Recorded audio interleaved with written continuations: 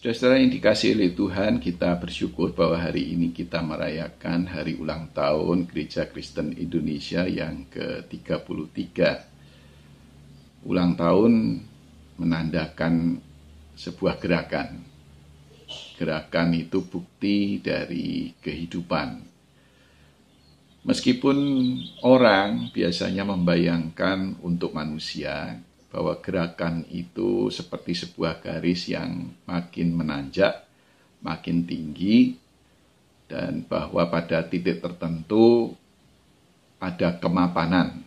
Jadi kalau orang sudah mencapai banyak hal, disebut sudah mapan, seakan-akan sudah selesai. Tapi adakah hidup yang benar-benar mapan? Apalagi di zaman sekarang di mana perubahan-perubahan begitu cepat terjadi, perlu selalu melakukan improvisasi, bahkan siap untuk berubah, namanya adaptif terhadap keadaan yang berubah. Ya, orang juga bisa saja memulai sesuatu yang baru di usia yang relatif tua. Bisa mulai kuliah di usia 60-70 tahun. Mulai bisnis setelah pensiun. Ada banyak hal baru yang bisa dilakukan orang tanpa mengenal usia. Saudara-saudara, gerakan yang seperti ini bukankah mengingatkan kita juga akan Tuhan? Tuhan yang terus berkarya. Dan Tuhan tidak pernah menjadi terlalu tua untuk berkarya. Dan di dalam melakukan karyanya itu banyak hal-hal baru juga yang dihasilkan, yang ditemui oleh Tuhan sendiri, sebagaimana sampai dengan sekarang kita mengalaminya. Jadi kalau kita hidup di zaman komputer, di zaman digital seperti sekarang, kita tahu bahwa di zaman seperti ini juga Tuhan masih berkarya. Oleh sebab itu tugas kita sebagai gereja dalam hemat saya ada dua. Yang pertama adalah bahwa kita ikut serta di dalam penciptaan yang Tuhan lakukan. Dan itu berarti bergerak terus, tidak pernah berhenti. Nah, yang kedua adalah bahwa kita menjadi saksi bahwa Tuhan itu terus-menerus bekerja. Ya, kita memang membaca di Alkitab, Tuhan mencipta itu pada awal dunia ini. Tapi Alkitab juga menceritakan bahwa Tuhan terus bekerja setelahnya. Dan kita juga sebagai orang beriman meyakini sampai dengan sekarang ini pun Tuhan terus bekerja. Nah, bekerja bagi Tuhan adalah mencipta, berkreasi, menghasilkan sesuatu yang baru, memperbaiki yang rusak atau yang berhenti. Nah, dengan begitu maka ketika Tuhan mencipta, bekerja, ada pengharapan bahwa sesuatu itu tidak boleh berhenti, tidak boleh dibiarkan dalam keadaan mati atau rusak. Perlu diperbaiki, perlu diperbarui. Kata pengharapan itu sendiri sudah mencerminkan adanya tantangan, adanya kesulitan, adanya hambatan. Maka berharap berarti tidak berhenti di tengah kesulitan, hambatan, tantangan yang ada, mencari jalan, berkreasi secara kreatif untuk mengatasi kesulitan-kesulitan yang ada. Sekaligus juga karena kita tahu bahwa bekerja bagi Tuhan tidak sendiri. Dia melibatkan manusia, bahkan alam semesta. Dan semua penciptaan itu adalah hasil kolaborasi antara Tuhan dan makhluk-makhluk yang Dia ciptakan. Maka terus bekerja tidak menyerah itu sama dengan mengupayakan kerjasama, kolaborasi antar berbagai pihak. Nah, gerakan yang seperti inilah yang kita hidupi sampai dengan sekarang. Di dalam batasan sebagai gereja, kita melihat bahwa gerakan penyatuan ini tidak berhenti sampai dengan antar GKI saja. Gerakan ini harusnya makin meluas dengan gereja-gereja lain yang kita sebut dengan gerakan ekumene. Tetapi ekumene di masa sekarang ini juga tidak dapat dibatasi hanya ekumene manusia. Harus merupakan juga ekumene yang melibatkan alam semesta, makhluk-makhluk bukan manusia. Seluas penciptaan oleh Tuhan itulah, demikian pula gerakan ekumene yang perlu kita lakukan. Maka kiranya di ulang tahun yang ke-33 ini semangat kita untuk berkolaborasi tidak dihentikan oleh kesulitan dan hambatan yang ada. Tidak ada kata menyerah, tidak ada kata bubar, jalan sendiri-sendiri. Sebaliknya, justru makin bersemangat untuk merangkul semua pihak dan menyadari tentang keterlibatan dari banyak pihak dalam kehidupan bersama kita. Gerakan yang seperti ini mungkin tidak ditujukan untuk kepentingan bersama, bukan untuk kepentingan diri kita sendiri. Kiranya dunia ini makin dibuat menjadi baik oleh karena gerakan seperti ini, dan upaya kita untuk menularkan semangat yang seperti ini dapat disambut oleh banyak pihak, gereja-gereja maupun masyarakat secara luas, bahkan alam semesta ini. Biarlah kita selalu menjadi berkat, oleh karena kita sudah banyak menerima berkat daripada Tuhan, kita belajar untuk seperti Tuhan, menjadi berkat bagi semesta.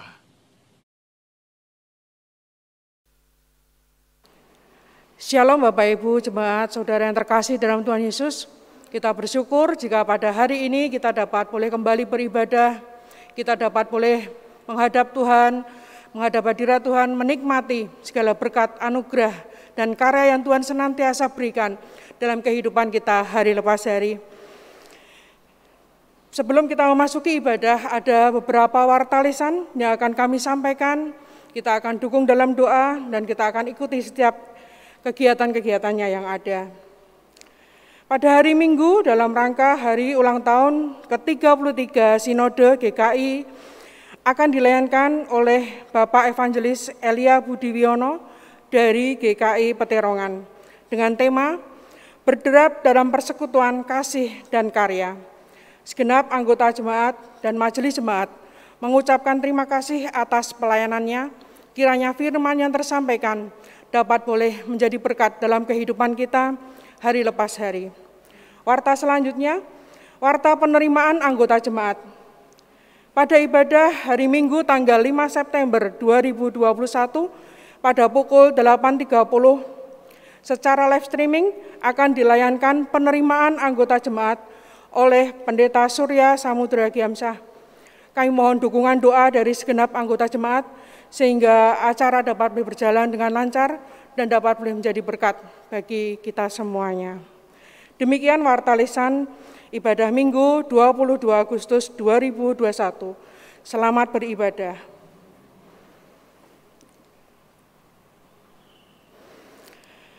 Betapa disenanginya tempat kediaman-Mu ya Tuhan semesta alam.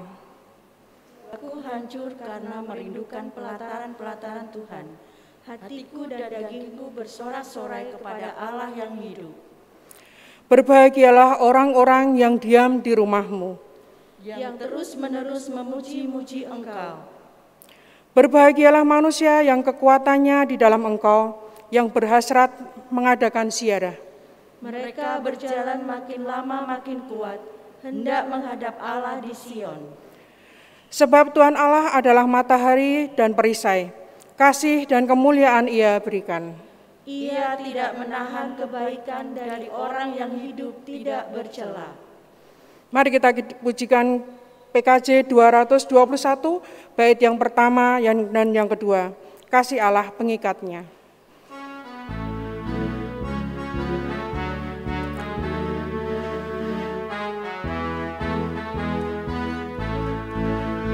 Kasih Allah pengikatnya bagi kita umatnya, kita disatukan oleh Roh Allah, kita satu di dalamnya.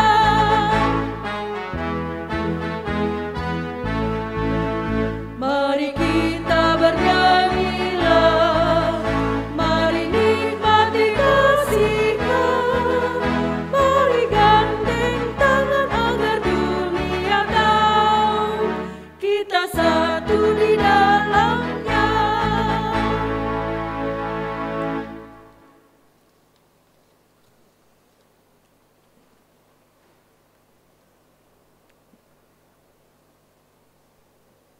Jemaat yang dikasihi Tuhan, kebaktian ini berlangsung dalam nama Bapa, Anak, dan Roh Kudus.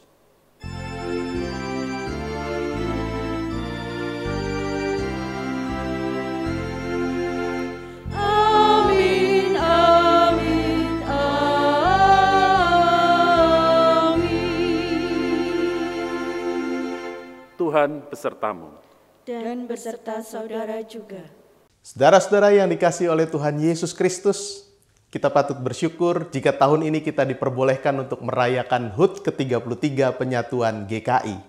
Gereja Kristen Indonesia lahir dari sebuah imajinasi tentang adanya kesatuan. Pertama-tama tentu kesatuan gereja, sebagaimana harapan Tuhan Yesus dalam doanya supaya mereka semua menjadi satu. Kita harus mengakui ada banyak kepelbagaian di tengah hidup ini. Kepelbagaian yang tampak dalam kehidupan terlalu rawan untuk dibiarkan begitu saja. Nafsu pengagungan diri mudah mencuat di tengah kepelbagaian dengan akibat peniadaan terhadap yang lain. Kalau ini yang terjadi, salahnya bukan terletak pada kepelbagaian yang ada di tengah hidup ini sendiri. Salahnya adalah keengganan untuk berimajinasi bahwa yang beragam itu juga terhubung satu dengan yang lain. Hubungan yang sebenarnya saling bergantung. Tetapi kebergantungan tersebut tidak selalu kasat mata. Maka butuh imajinasi untuk mengakui dan mengamininya. Selanjutnya, imajinasi tentang kesatuan hidup juga dibutuhkan untuk memajukan peradaban. Peradaban bisa maju jika manusia mampu menjawab tantangan dengan kreativitas. Saat ini GKI menghadapi berbagai tantangan. Tantangan itu sifatnya internal dan eksternal. Yang internal antara lain konflik-konflik antar kelompok dan antar individu. Tidak perlu malu untuk mengakuinya. Sekalipun semua menghayati panggilannya sebagai pelayan dan bertekad untuk melayani Tuhan dengan sepenuh hati. Namun karena alasan tertentu ada saja yang berkonflik. Penatua dengan pendeta, pendeta dengan pendeta, anggota jemaat dengan anggota jemaat dan sebagainya. Sebab konfliknya juga macam-macam. Mulai dari yang sepele atau seharusnya sepele, sampai dengan yang prinsip atau dikesankan sebagai prinsip. Apalagi di masa pandemi yang berkepanjangan ini semakin banyak orang yang gelisah, bahkan terganggu jiwanya. Teori konspirasi laku keras, sikap orang bisa menjadi ekstrim, situasi politik menjadi panas. Tidak hanya di Indonesia, di negara-negara lain juga begitu. Apakah GKI mampu menghadapi tantangan-tantangan tersebut secara kreatif? Tidak ada satupun yang bisa menjawab dengan kepastian. Potensi memang ada. Salah satunya adalah yang datang dari pengalaman selama 33 tahun ini. Pengalaman mengelola kesatuan telah membuahkan banyak kreativitas. Dan itu adalah modal yang baik untuk menghadapi tantangan-tantangan di masa kini dan mendatang. Tetapi tidak ada yang dapat memastikan bahwa pengalaman yang sudah banyak itu akan membuat GKI mampu menjawab tantangan-tantangan di masa kini dan nanti. Maka tidak ada jalan lain selain melanjutkan imajinasi tentang kesatuan GKI. Imajinasi ini belum selesai dan mungkin juga tidak akan pernah selesai. Umat kekasih Tuhan, ulang tahun GKI hari ini kita rayakan masih dalam situasi pandemi yang penuh keterbatasan. Ibadah tatap muka, aktivitas gerejawi, dan kegiatan sosial kemasyarakatan dilakukan secara terbatas. Di satu sisi, keterbatasan dapat menantang kita menjadi lebih kreatif dan inovatif. Di sisi lain, keterbatasan dapat juga membuat kita menjadi pasif dan apatis. Apakah kehidupan bergereja kita di masa ini diwarnai dengan kreativitas dan inovasi? Tidak berhenti untuk terus berderap dalam karya dan kasih? Atau kehidupan bergereja menjadi redup dan dingin? Umat yang dikasihi Tuhan, ulang tahun GKI hari ini kita rayakan masih dalam situasi pandemi yang penuh dengan keterbatasan. Ibadah tatap muka, aktivitas gereja, dan kegiatan-kegiatan sosial kemasyarakatan dilakukan secara terbatas. Di satu sisi, keterbatasan dapat menantang kita menjadi lebih kreatif dan inovatif. Di sisi lain, keterbatasan dapat juga membuat kita menjadi pasif dan apatis. Apakah kehidupan bergereja kita di masa pandemik ini diwarnai dengan kreativitas dan inovasi, dengan tidak berhenti untuk terus berderap dalam karya dan kasih? Ataukah kehidupan bergereja kita justru menjadi redup dan dingin? Inilah yang akan coba kita renungkan pada hari ini.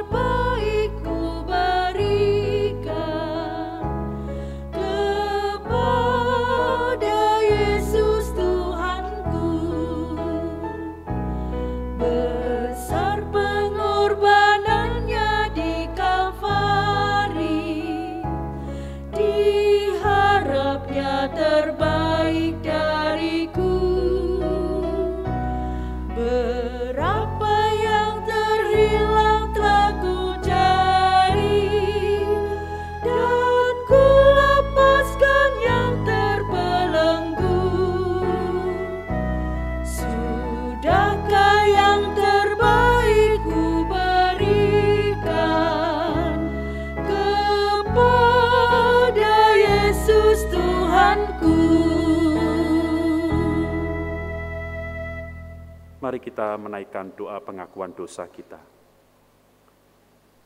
Bapa Surgawi, ketika pandemik datang kami hidup dalam keterbatasan, namun tidak ada yang dapat membatasi kasih-Mu kepada kami. Pemeliharaan-Mu, penyertaan-Mu tetap kami rasakan. Kami sadar bahwa keterbatasan seharusnya tidak menjadi alasan bagi kami untuk tetap rindu bersekutu walaupun secara online. Keterbatasan bukanlah alasan untuk kami tetap berkarya di gereja maupun di tengah masyarakat. Namun demikian kami mengakui bahwa keterbatasan kerap membuat kami tidak lagi berderap dalam karya dan kasih. Ampunilah kami, jika kami menjadi malas berbakti, jika kami menjadi enggan melayani, jika kami menjadi berhenti mengasihi. Mampukanlah kami sebagai gereja-Mu untuk tetap rindu bersekutu, tetap berderap bersama dalam melayani dan mengasihi. Inilah pengakuan dan permohonan yang kami naikkan dalam nama Tuhan Yesus Kristus. Amin. Jemaat yang dikasihi Tuhan, berita pengampunan diberikan bagi setiap kita yang dengan sepenuh hati mengaku dosa dan mengharapkan kasih serta anugerah Tuhan. Di dalam 1 Yohanes pasal 4 ayat 16, 19 dan ayat yang ke-21 tertulis, Allah adalah kasih, dan barang siapa tetap berada di dalam kasih, ia tetap berada di dalam Allah dan Allah di dalam dia. Kita mengasihi karena Allah lebih dahulu mengasihi kita. Dan perintah ini kita terima dari Dia. Barang siapa mengasihi Allah, ia harus juga mengasihi saudaranya. Demikianlah berita anugerah dari Tuhan. Syukur kepada Allah.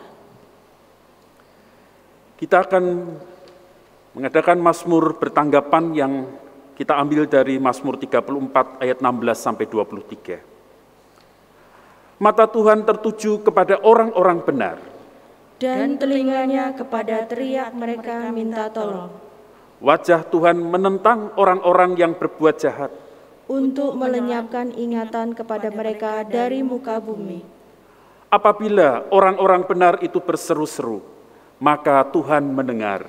Dan melepaskan mereka dari segala kesesakannya. Tuhan itu dekat kepada orang-orang yang patah hati. Dan Ia menyelamatkan orang-orang yang remuk jiwanya. Kemalangan orang benar banyak, Tetapi Tuhan melepaskan dia dari semuanya itu. Ia melindungi segala tulangnya. Tidak satu pun yang patah. Kemalangan akan mematikan orang fasik. Dan siapa yang membenci orang benar akan menanggung hukumannya. Tuhan membebaskan jiwa hamba-hambanya. Dan semua orang yang berlindung padanya tidak akan menanggung hukuman. Mari kita berdoa untuk mempersiapkan hati kita menerima firman Tuhan. Pada saat ini kami menengadah kepadamu ya Tuhan. Biarlah Engkau berfirman kepada kami, dan firman-Mu kiranya mengisi hati pikiran kami, supaya kami pun sebagai anak-anak-Mu di dalam masa-masa seperti sekarang ini, firman-Mu tetap menjadi bagian di dalam setiap diri umat-Mu.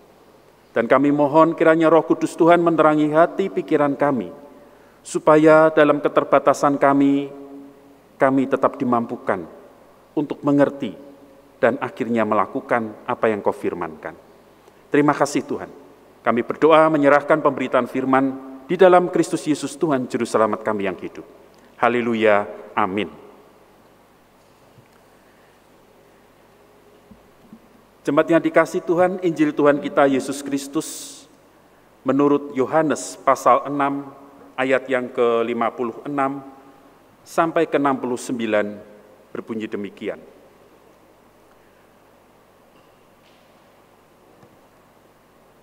Sebab dagingku adalah benar, benar makanan dan darahku adalah benar-benar minuman. Barang siapa makan dagingku dan minum darahku, ia tinggal di dalam aku, dan aku di dalam dia.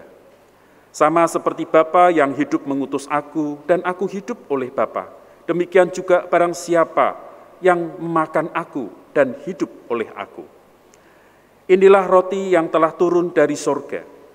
Bukan roti seperti yang dimakan nenek moyangmu, dan mereka telah mati. Barang siapa makan roti ini, ia akan hidup selama-lamanya. Semuanya ini dikatakan Yesus di Kapernaum ketika ia ketika ia mengajar di rumah ibadat. Sesudah mendengar semuanya itu, banyak dari murid-murid Yesus yang berkata, "Perkataan ini keras, siapakah yang sanggup mendengarkannya?" Yesus yang di dalam hatinya tahu bahwa murid-muridnya akan bersungut-sungut tentang hal itu, berkata kepada mereka, "Adakah perkataan itu menggoncangkan imanmu? Dan bagaimanakah jikalau kamu melihat Anak Manusia naik ke tempat di mana ia sebelumnya berada? Rohlah yang memberi hidup, daging sama sekali tidak berguna. Perkataan-perkataan yang kukatakan kepadamu adalah roh dan hidup. Tetapi di antaramu ada yang tidak percaya."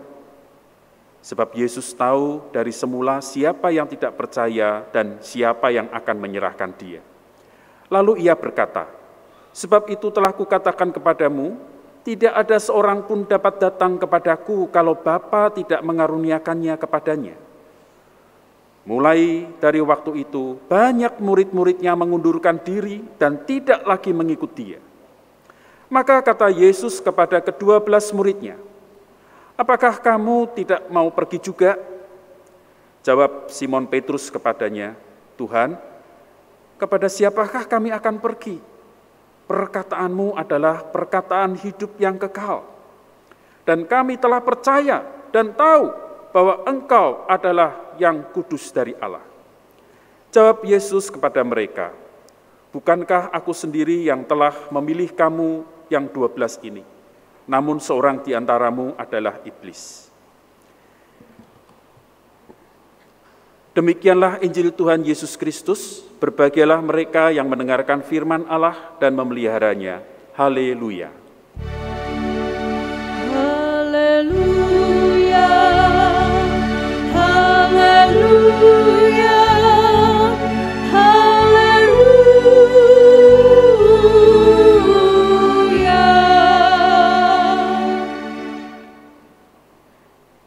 jemaat yang dikasihi Tuhan, berwisata sangat diidamkan pada masa pandemik ini. Sistem yang serba online, pembelajaran serba online, dan harus stay di rumah makin memicu kerinduan untuk dapat berwisata. Karena itu sebelum PPKM ketat, kalau kita perhatikan, di hari weekend ataupun juga di hari-hari biasa, tempat wisata masih saja menjadi sebuah lokasi rekreasi yang sangat menarik. Nah, saudara, namun bagaimana jika kita diajak wisata ke lokasi bunuh diri terfavorit atau terpopuler di dunia? Tentu akan ada banyak respon ya. Pasti sebagian akan penasaran dan mau ikut, apalagi kalau itu gratis. Tapi sebagian mungkin akan mengatakan, alah ngapain deh ke tempat-tempat begituan, tidak ada gunanya. Tapi memang saudara-saudara dikasihi Tuhan, di dunia ini ternyata ada lokasi bunuh diri yang populer, yang ternyata menjadi spot-spot yang sering kali dipakai untuk orang-orang itu bunuh diri. Salah satunya adalah di China, ada sebuah jembatan yang bernama Nanjing Yangtze River Bridge. Ya, ini maaf ya, lidah saya ini masih kaku. Ya. Jadi namanya itu Nanjing Yangtze River Bridge. Ini sebuah jembatan yang ternyata kasus bunuh diri di sana itu semakin meningkat, saudara-saudara. Nah, oleh sebab itulah maka pemerintah China akhirnya membentuk ya, sebuah semacam kayak patroli keamanan yang diberi nama suicide catcher, ya, penangkap orang-orang yang mau bunuh diri itu. Mereka berpatroli di lintasan jembatan itu, saudara-saudara. Ya, jembatan itu memang kalau saya lihat di internet kokoh, megah, dan sangat indah gitu, panjang gitu. Tapi jembatan yang kokoh, yang panjang, yang mampu menopang ribuan mobil yang melewati di atasnya. Jembatan itu tidak mampu menopang dan menghentikan orang-orang yang bunuh diri itu, saudara. Orang yang bunuh diri, orang yang memilih undur, orang yang melarikan diri dari kenyataan, orang yang menyerah, orang yang memilih menghentikan hidupnya. Ada berbagai macam latar belakang masalah, entah itu masalah keluarga, masalah diputus pacar, masalah pekerjaan, masalah prestasi. Ya, ada banyak hal yang akhirnya mendorong mereka untuk menyerah, untuk undur diri. Saudara-saudara dikasihi Tuhan, segala permasalahan yang mereka alami seringkali juga dialami oleh orang-orang Kristen. Tidak ada manusia di dunia ini yang hidup tanpa masalah. Pada masa pemberlakuan pembatasan kegiatan masyarakat seperti sekarang ini, kerja dan karya itu menjadi tidak lancar, terhambat, dan itu semakin menambah kesulitan orang, bukan? Termasuk di sini orang-orang Kristen pun juga menghadapi kesulitan itu. Bahkan termasuk juga gereja kita yang tempat pusat aktivitas pelayanan sebagai pusat berkumpulnya anak-anak Tuhan. Ini pun juga mengalami kesulitan di dalam masa-masa seperti itu. Nah, apakah keadaan ini kemudian membuat gereja dan orang-orang percaya memilih mundur? Tanda kutip, memilih bunuh diri, atau dengan bahasa lain, mematikan semangat kasih dan karya di dalam pelayanan. Oleh sebab itu, saudara kasih Tuhan, bagaimana seharusnya orang percaya sebagai gereja Tuhan menghadapi pergumulan iman kehidupan seperti sekarang ini. Saudara-saudara dikasihi Tuhan, tema kita adalah berderap dalam persekutuan kasih dan karya. Tema ini adalah sebuah ajakan supaya gereja Tuhan itu tetap bergerak serempak, tetap melaju, tetap maju di dalam persekutuan kasih dan karya. Gereja Tuhan tidak diinginkan untuk undur dan menyerah. Pada perikop yang kita baca di dalam Yohanes pasal yang ke-6 tadi, saudara-saudari kasih Tuhan. Di situ nampaknya dijelaskan ada dua tipe murid Yesus. Tipe yang pertama dikatakan mereka itu bersungut-sungut, mereka itu tergoncang, mereka merasa kesulitan melakukan apa yang Yesus ajarkan. Mereka merasa itu apa yang Yesus ajarkan tidak masuk akal. Sehingga mereka semua mengatakan perkataan itu keras. Nah, ketika mereka sudah melontarkan kata-kata demikian, lalu apa yang kemudian dilakukan oleh murid-murid Yesus yang tipe pertama ini saja? Kalau kita lihat, maka di situ dikatakan mereka mengundurkan diri. Ya, mereka mengundurkan diri, mereka memutuskan untuk berhenti mengikuti Dia. Mereka keluar dari persekutuan dan berhenti mengikuti Yesus.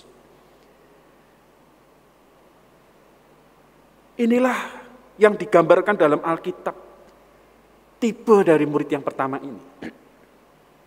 Saya tidak tahu di dalam masa pandemik seperti ini, saudara-saudara di dalam bergereja dan di dalam bersekutu, apakah termasuk dalam tipe murid Yesus yang ini, saudara? Tapi saya yakin saudara-saudara tidaklah demikian. Jemaat GKI Majapahit, jempol-jempol, ya. Saudara-saudara kasih Tuhan, tapi memang ada kenyataan orang-orang Kristen yang kemudian mundur, ngelokro. Mereka berhenti. Atau mungkin saat ini mereka sedang dalam kondisi ragu-ragu, bimbang, dan mereka tidak aktif. Mereka terhenti dari persekutuan-persekutuan yang baik diajarkan secara onsite ataupun online. Saudara-saudari kasih Tuhan, memang ada orang-orang yang seperti tipe pertama ini.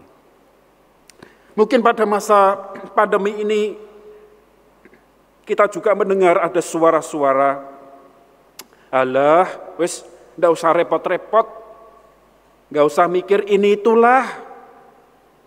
Apa mereka mau dengar ke siaran kita? Apa mereka mau mendengarkan rekaman-rekaman kita? Percumalah. Nanti tiwas kita macam-macam, ternyata viewernya cuma sedikit. Ngapain repot-repot?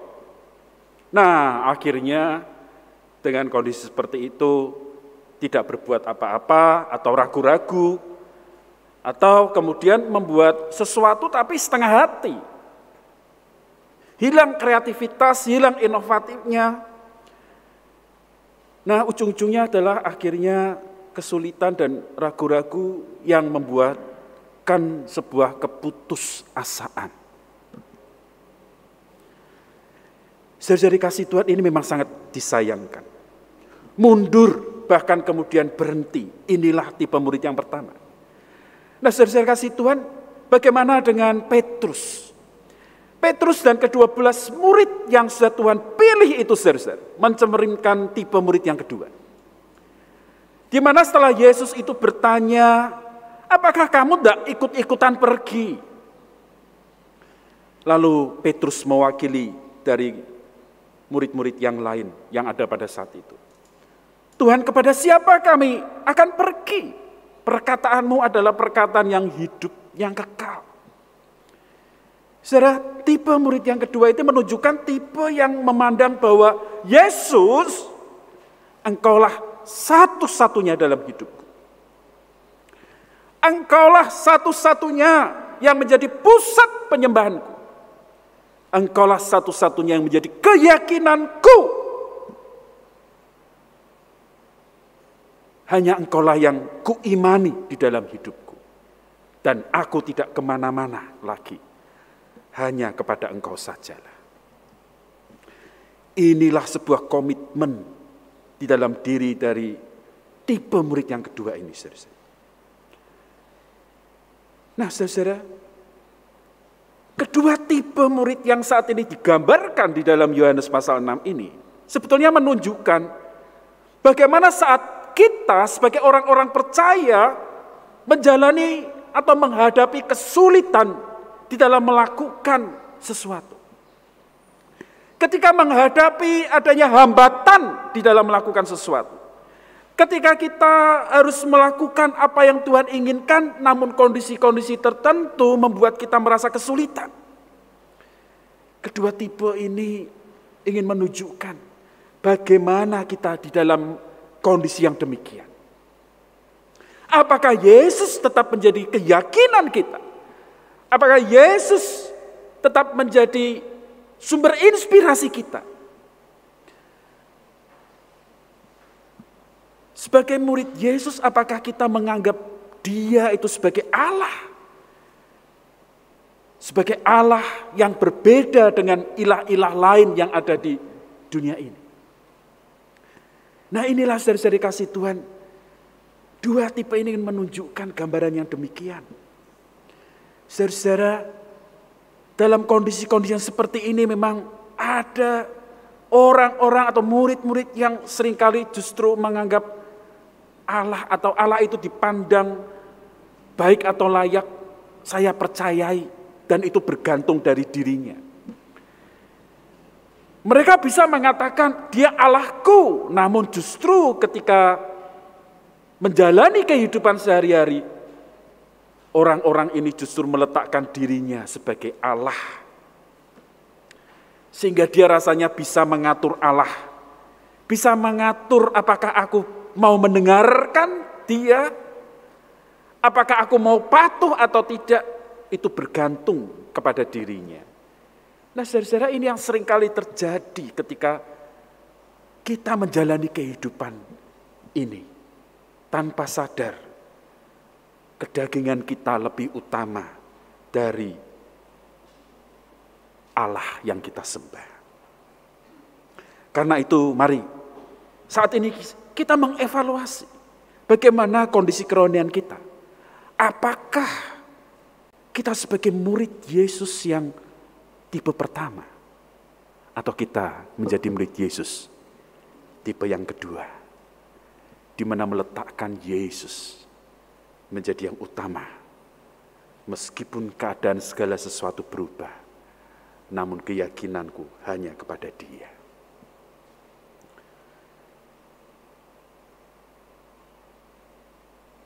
Saudara-saudara kasih Tuhan, ketika orang percaya menghadapi pergumulan dalam hidupnya, seperti kondisi sekarang ini, firman Tuhan mengajak, teguhkan hatimu dan imanmu. Letakkan Yesus, seperti yang Petrus katakan, Engkaulah satu-satunya, dan tidak ada lagi siapapun aku akan pergi selain hanya kepada Engkau. Inilah yang akan menguatkan dan memperteguh keyakinan kita dan menjadi murid-murid Yesus yang tidak mudah mundur, saudara-saudara. Nah, oleh sebab itu, saudara kasih Tuhan, kita akan melihat lebih dalam lagi. Mengapa kok ada murid-murid namanya sudah murid? Kenapa kok ada murid-murid yang rapuh dan berhenti?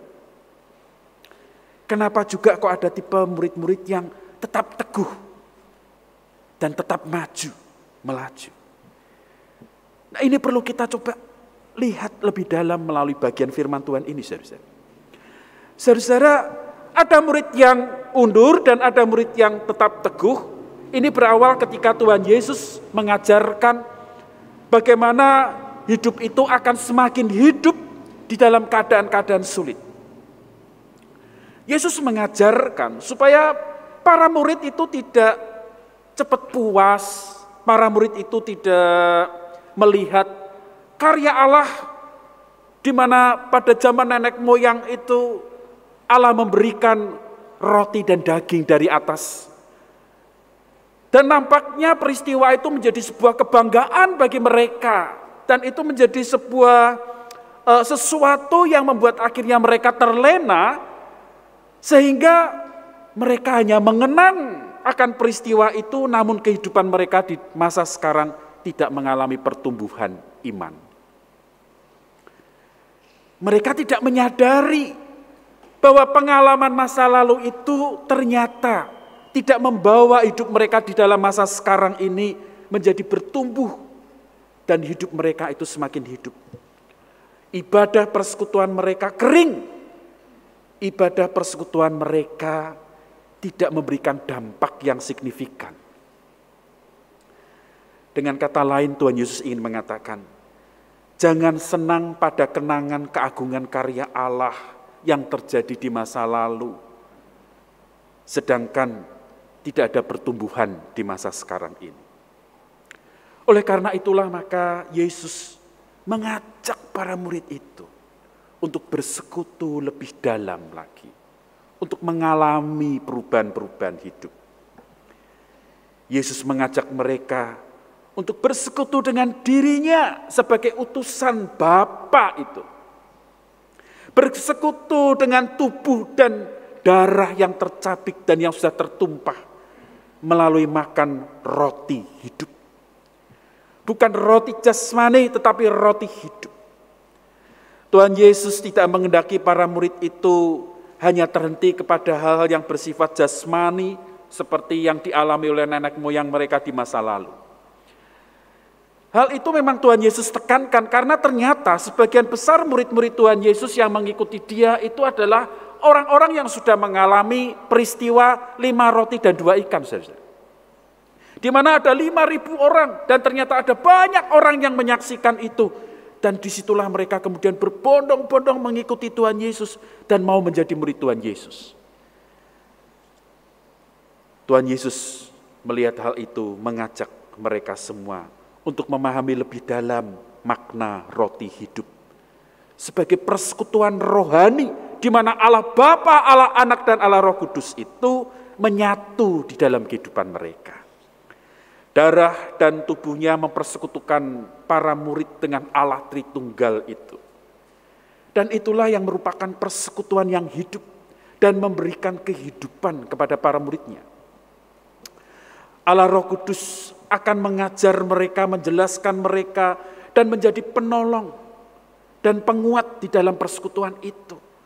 Dan Allah Bapa itu akan memelihara persekutuan mereka dan menyediakan apa yang menjadi kebutuhan mereka. Dan Allah Anak itu akan senantiasa menyempurnakan persekutuan mereka karena ada penebusan dan pengampunan daripada. Maka di sini Tuhan Yesus ingin meluruskan, memurnikan motivasi dari para murid itu. Supaya dengan demikian mereka itu mengalami pertumbuhan dan kedalaman mengenal Dia dan kehadiran Allah Tritunggal itu di dalam persekutuan. Tuhan Yesus merindukan hal itu. Namun sayang, saudara, sebagian dari para murid itu berhenti karena ternyata mereka memahami ajaran Yesus dengan cara pikir mereka sendiri, dengan pola pikir mereka sendiri. Mereka berpikir perkataan Tuhan Yesus itu mustahil. Mereka memahami perkataan dan ajaran Tuhan Yesus dengan pikiran mereka yang terbatas, sehingga mereka tidak dapat melihat ada kehidupan rohani di dalamnya. Mereka tidak dapat menyelami makna rohani dari ajaran Tuhan Yesus.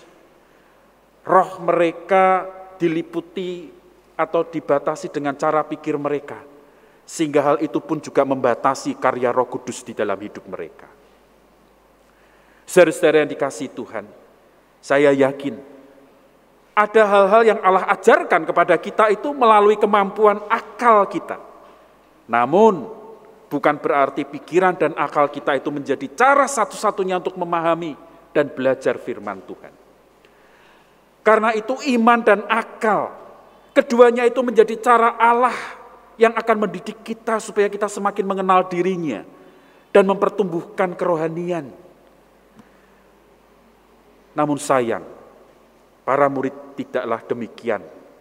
Sebagian dari mereka itu kemudian berhenti karena mereka menggunakan akal sebagai ukuran mereka memahami ajaran Kristus. Saudara, Petrus dapat menerima itu, saudara. Dan dia mengatakan, perkataanmu adalah perkataan hidup yang kekal. Dan kami telah percaya dan tahu bahwa engkaulah adalah yang kudus dari Allah. Petrus mampu menangkap dimensi roh itu. Sehingga dia melihat Yesus dengan cara pandang yang berbeda dengan para murid yang berhenti dan mundur itu. Petrus mengalami pertumbuhan dalam mengenal Yesus dan hal itu membuat Petrus makin dekat dan makin dalam di dalam mengikut dan bersekutu dengannya. Sedangkan para murid lain yang berhenti itu mereka hanya sekedar ikut-ikutan dan masuk di dalam persekutuan yang dangkal.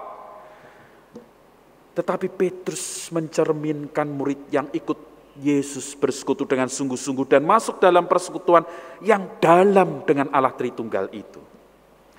Maka di sini kita diajarkan bahwa sebagai murid dan sebagai orang percaya, Yesus ingin kita itu bertumbuh di dalam pengenalan Kristus melalui persekutuan dengannya, melalui persekutuan dengan sesama, di mana di sana Allah Tritunggal itu hadir.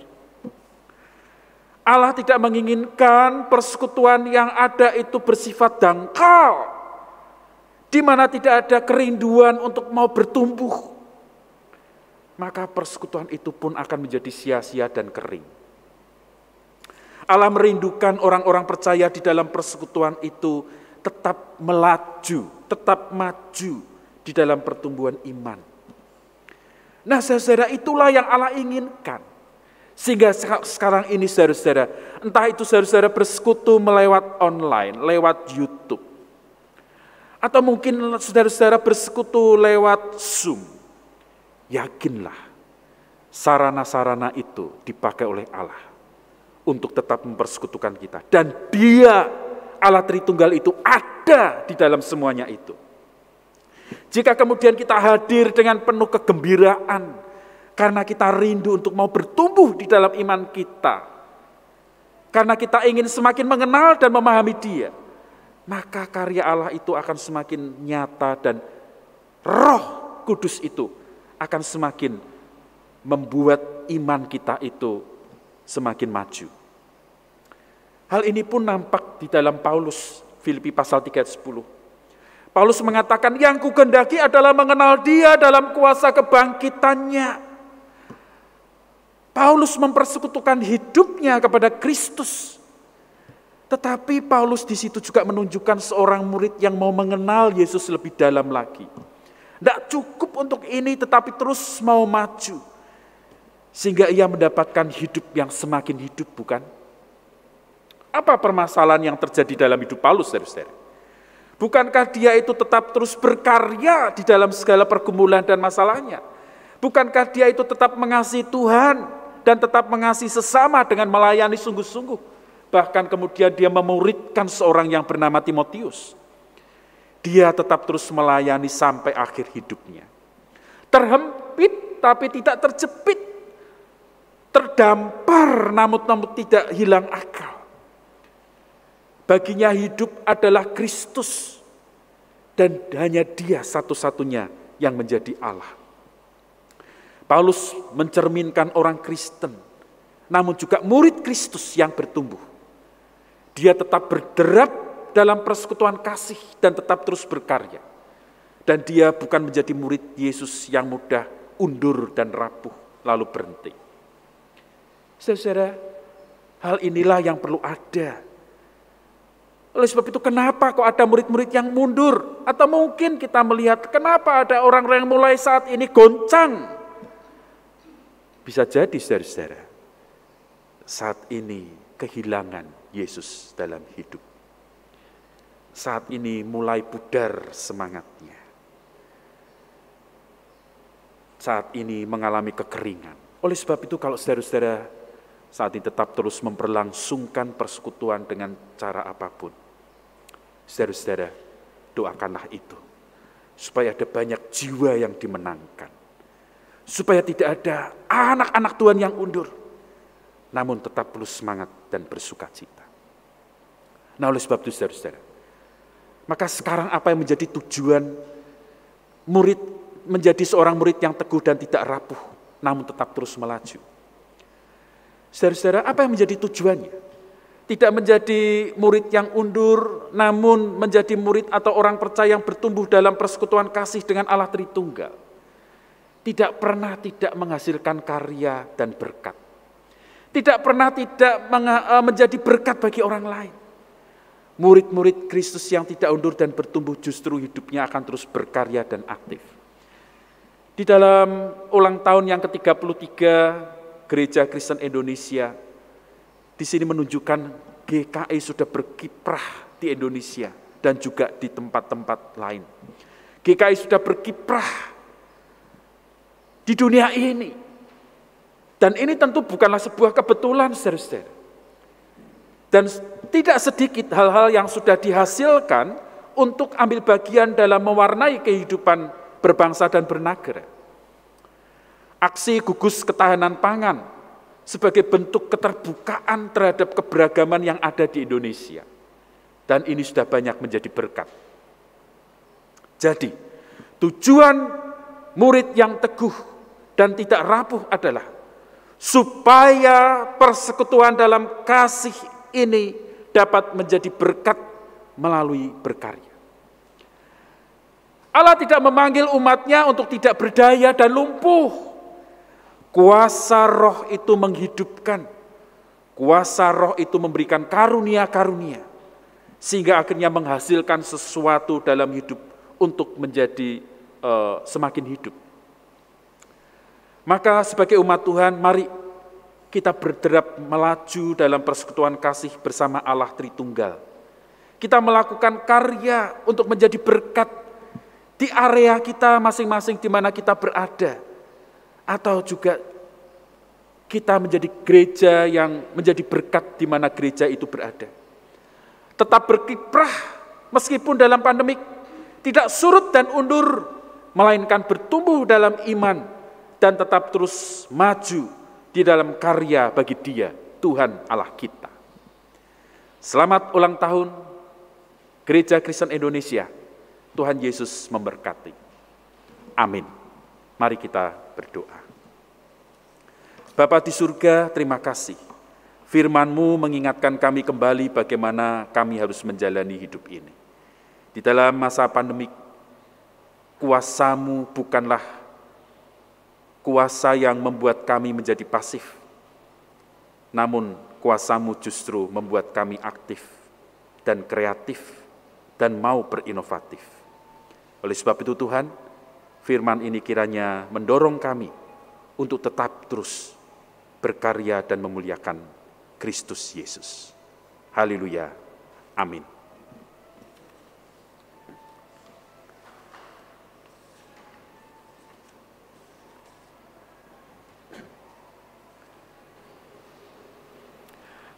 Kami mengajak Bapak, Ibu, Saudara untuk bangkit berdiri. Umat kekasih Tuhan, marilah bersama dengan umat Allah di masa lalu, masa kini, dan masa depan. Marilah kita mengingat pengakuan pada baptisan kita, menurut pengakuan iman rasuli, dengan berkata, "Aku percaya kepada Allah, Bapa yang Maha Kuasa, Khalid langit dan bumi, dan kepada Yesus Kristus, Anaknya yang tunggal Tuhan kita, yang dikandung dari Roh Kudus, lahir dari anak darah Maria, yang menderita sengsara di bawah pemerintahan Pontius Pilatus, disalibkan, mati dan dikuburkan, turun ke dalam kerajaan maut. Pada hari yang ketiga, bangkit pula dari antara orang mati, naik ke surga, duduk di sebelah kanan Allah, Bapa yang Maha Kuasa, dan dari sana Ia akan datang untuk menghakimi orang yang hidup dan yang mati. Aku percaya kepada Roh Kudus, gereja yang kudus dan persekutuan orang kudus, pengampunan dosa, kebangkitan orang mati, dan hidup yang kekal.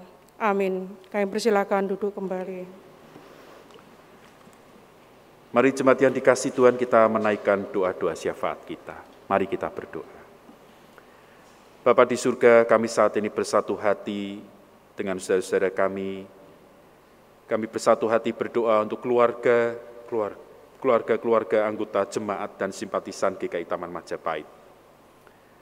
Kiranya anugerah kasih-Mu tetap terus menyatukan di dalam sebuah persekutuan yang indah, baik itu di dalam keluarga ataupun juga sebagai jemaat GKI Taman Majapahit.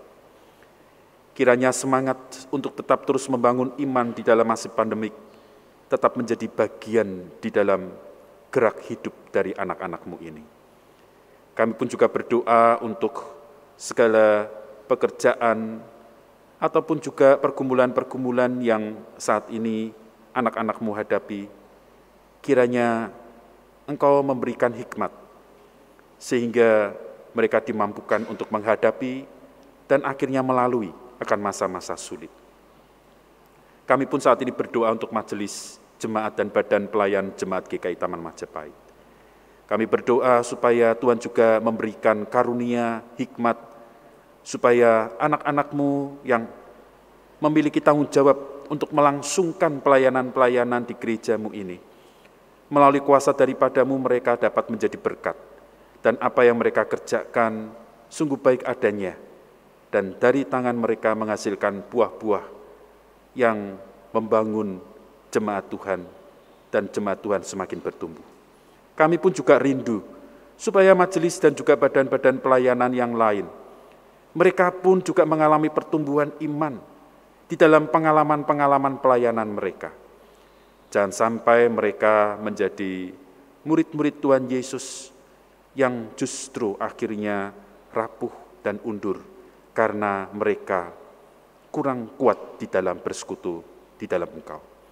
Kami rindu mereka memiliki satu semangat yang terus Tuhan kuatkan. Kami berdoa juga untuk pelaksanaan ibadah on-site, supaya Tuhan pimpin agar ibadah itu dapat berjalan dengan lancar, dengan tidak mengabaikan protokol kesehatan. Kami rindu jemaat Tuhan tetap terus mau disiplin untuk menjaga diri dengan aturan-aturan yang baik untuk kebaikan bersama. Dan di dalam hal itu semuanya kiranya dapat berlangsung dengan baik, dan kiranya di situ juga nama Tuhan tetap dipermuliakan.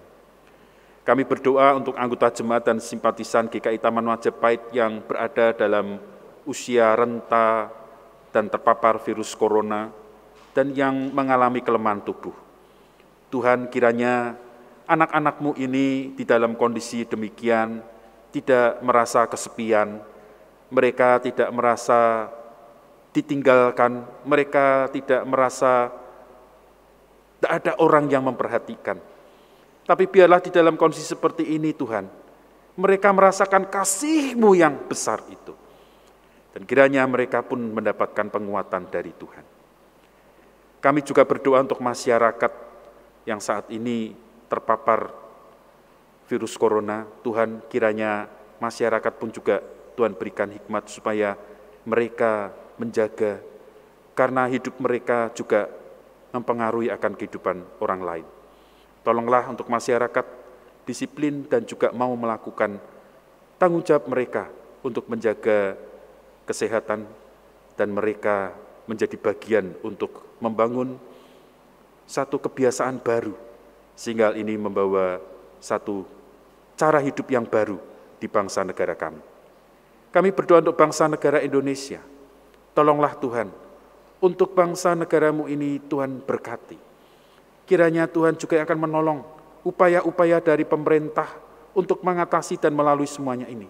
Tidak mudah, tapi kami percaya Engkau Allah, sumber berkah itu akan menolong para pemimpin kami. Berikan kepada mereka hati yang takut kepada Tuhan, supaya dengan demikian apa yang dikerjakan sungguh penuh dengan keadilan dan membawa kesejahteraan. Bapa di surga, kami juga berdoa untuk GKI yang saat ini merayakan ulang tahun yang ke-33. Kiranya Tuhan juga yang akan terus memberkati para pemimpin-pemimpin yang ada dan duduk di sinode ataupun di pemerintah, di organisasi-organisasi. Kiranya mereka menjadi kepanjangan tangan Tuhan untuk membawa GKI ini semakin bertumbuh dengan baik dan nama Tuhan dipermuliakan. Terima kasih Bapa di surga. Inilah doa kami yang kami panjatkan di dalam nama Tuhan Yesus Kristus yang sudah mengajarkan. Bapa kami yang ada di surga, dikuduskanlah namamu, datanglah kerajaanmu, jadilah kehendak-Mu di bumi seperti di surga.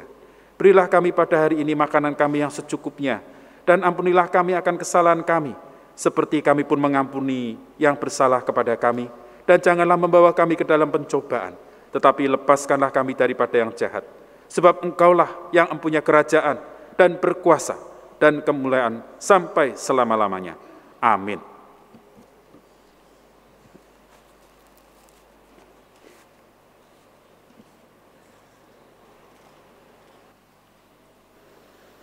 Bapak Ibu yang terkasih, pada saat ini kita diberikan satu kesempatan untuk kita dapat boleh menyampaikan rasa syukur kita atas kasih pemeliharaan yang Tuhan nyatakan melalui persembahan untuk kemuliaan nama Tuhan. Adapun nas dasar persembahan yang terambil di dalam Bilangan pasal yang ke-18 ayatnya yang ke-29 yang berbunyi demikian. Dari segala yang diserahkan kepadamu, yakni dari segala yang terbaik di antaranya, haruslah kamu mempersembahkan seluruh persembahan khusus kepada Tuhan sebagai bagian kudus daripadanya. Bagi Bapak, Ibu, Saudara yang pada saat ini mengikuti ibadah via streaming dan akan memberikan persembahan untuk kemuliaan nama Tuhan sebagai ungkapan syukur kita, dapat memperhatikan tayangan berikut ini.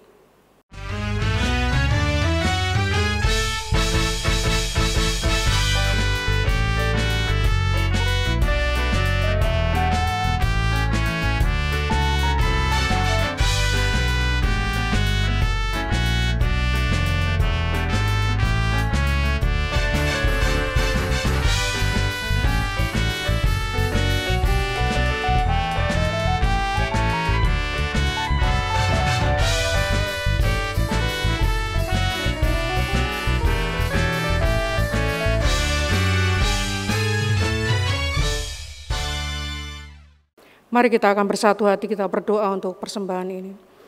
Tuhan Allah Bapa kami, sungguh kami mengucap syukur atas kasih penyertaan, pemeliharaan yang terus Tuhan nyatakan dalam kehidupan kami hari lepas hari.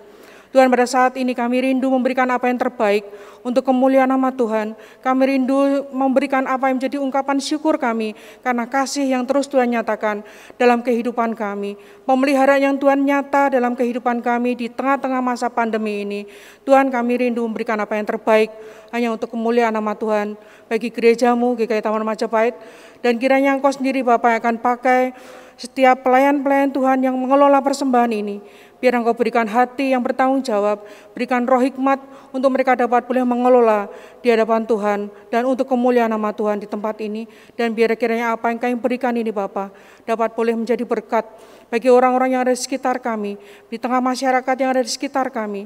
Dan biar kiranya Engkau sendiri Bapa yang akan memampukan setiap jemaat Tuhan untuk dapat boleh dimampukan memberikan persembahan yang hidup, persembahan dalam tubuh mereka, untuk mereka dapat menjadi alat kemuliaan nama Tuhan di mana-mana Engkau tempatkan kami berada. Terima kasih Tuhan, kami serahkan ungkapan syukur kami pada saat ini. Hanya dalam nama Tuhan kami, Yesus Kristus, kami berdoa. Amin. Saudara-saudara, marilah kita jalani hidup kita ke depan sebagai warga Gereja Kristen Indonesia dengan mewujudkan Konfesi GKI 2014 dalam kehidupan sehari-hari. Marilah kita nyatakan tekad kita itu dengan bersama-sama mengucapkan Konfesi GKI demikian. Dalam persekutuan kasih yang akrab, serta anugerah penciptaan, pemeliharaan, penyelamatan, dan pembaruan oleh Allah Bapa, Anak, dan Roh Kudus, kami sebagai Gereja Kristen Indonesia hidup dan berkarya di tengah kekayaan dan kepelbagaian warisan sejarah, budaya, dan lingkungan alam Indonesia. Kami percaya kepada Allah yang dipanggil Bapa oleh Yesus Kristus, yang di dalam kasih dan kuasa-Nya menciptakan semesta alam, yang memelihara dan mengelola dengan baik lingkungan alam seperti pemilik taman, yang merawat dan menjaga anak-anaknya seperti ibu atau bapa, yang mengundang dan memanggil kami untuk berperan serta dalam pekerjaan-pekerjaannya yang baik. Kami percaya kepada Yesus Kristus, Anak Allah yang dikandung oleh Roh Kudus dan dilahirkan dari rahim perawan Maria, yang diutus untuk menegakkan kerajaan Allah bagi seluruh ciptaan, yang mengampuni orang berdosa serta memanggilnya bertobat, mengasihi semua orang tanpa diskriminasi, menegakkan keadilan dan perdamaian tanpa kekerasan, memberkati setiap pribadi, keluarga, dan anak-anak, memberdayakan orang miskin, memulihkan orang sakit, membebaskan orang tertindas, menjadi sahabat bagi orang yang diasingkan, yang menyelamatkan dunia dengan menempuh jalan penderitaan hingga mati di kayu salib. Dan pada hari yang ketiga dibangkitkan dari kematian, agar kami bebas dari kuasa dosa dan maut. Menyatakan kasih yang melenyapkan ketakutan dan melampaui kejahatan, serta beroleh kebangkitan dan hidup yang abadi.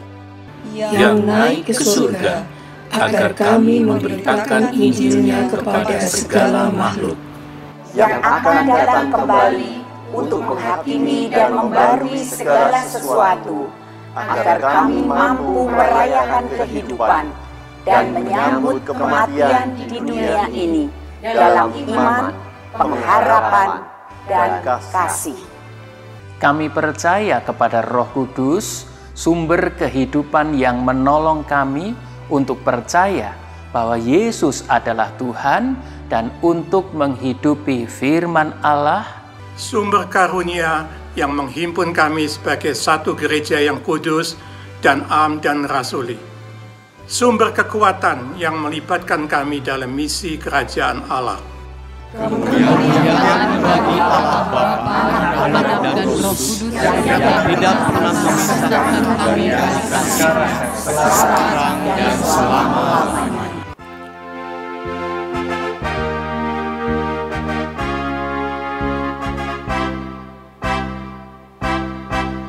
Berderaplah satu, bertegaklah kamu, junjunglah panggilannya, perjuangkan kasihnya, bergandengan erat, rintanganmu berat, untuk masyurkan berita perdamaian yang kekal.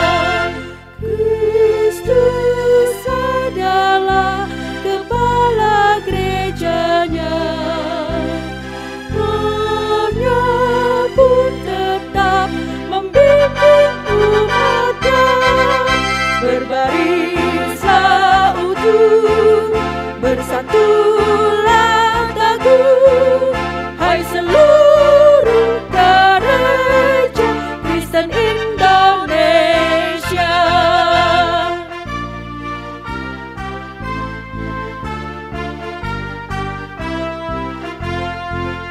Majulah serentak dengan langkah tegak dan berdoa berkarya dalam hidup semesta, dengan iman teguh kerahkan dayamu, kebenaran wujudkan demi sesamamu. Kristus adalah kepala gerejanya, Roh-Nya pun tetap membimbing umatnya, berbarislah utuh, bersatulah teguh, hai seluruh gereja Kristen Indonesia.